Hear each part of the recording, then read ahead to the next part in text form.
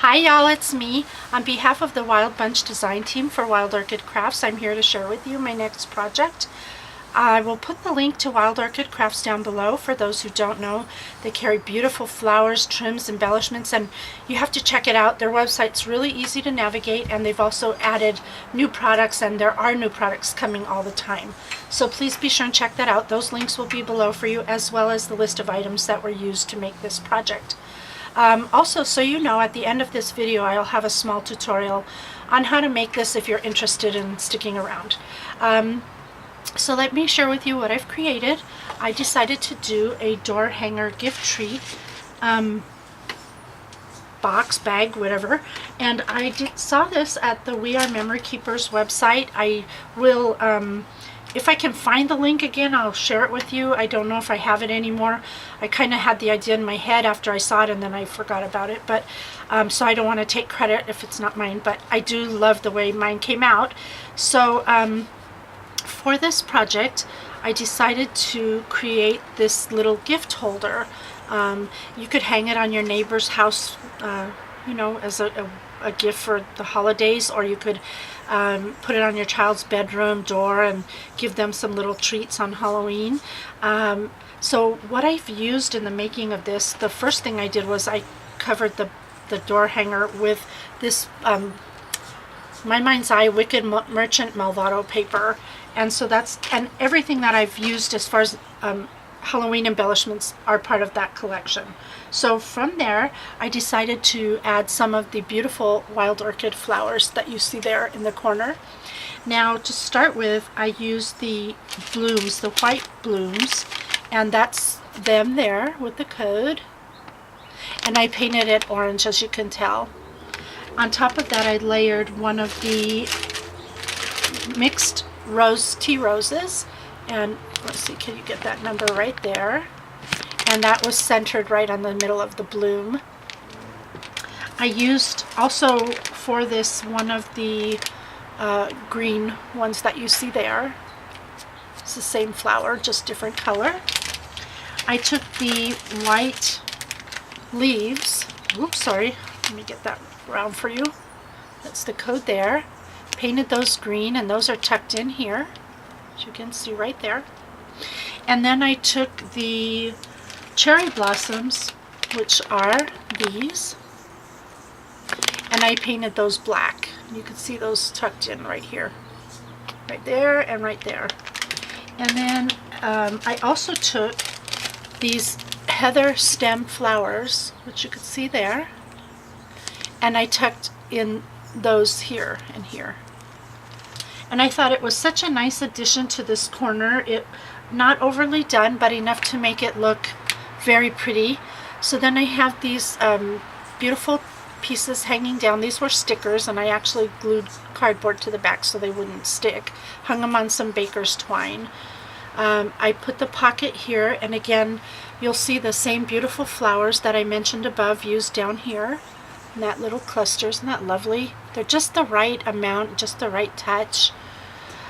I have the little pocket here, and as you can see, there's some goodies inside of it. And then the little Halloween sign, this was a sticker, and I just mounted it on chipboard and added it there. Added some bling, and this little banner was from the collection as well. And so that's my little door hanger. I think it's really cute, and I hope that you will give something like this a try. And if you give me just a moment, I will show you how to create this yourself. Please be sure and shop at Wild Orchid Crafts. Like I said, you're going to be extremely pleased with the quality of items you get there. So I will see you in just a second. Thank you for watching. Okay, I am not going to make the entire project with you. I'm just going to show you the basics, and then you can create your own, because we all should do unique work, and so the decorating I'll leave to you. But to start with, you need a piece of chipboard. Should be 12 by 5 inches. And then you want to get something, whether you have a circle cutter or a trace of a bottle or a glass or whatever you have to create the circle. You just want the circle to be big enough that a doorknob can fit through it. So I don't really have a measurement for that. You can then round the corners if you choose, and then add your paper, and that becomes the backdrop for your door hanger. Next, you're going to need a piece of cardstock, and you want to cut it to 5.5 by 8.5.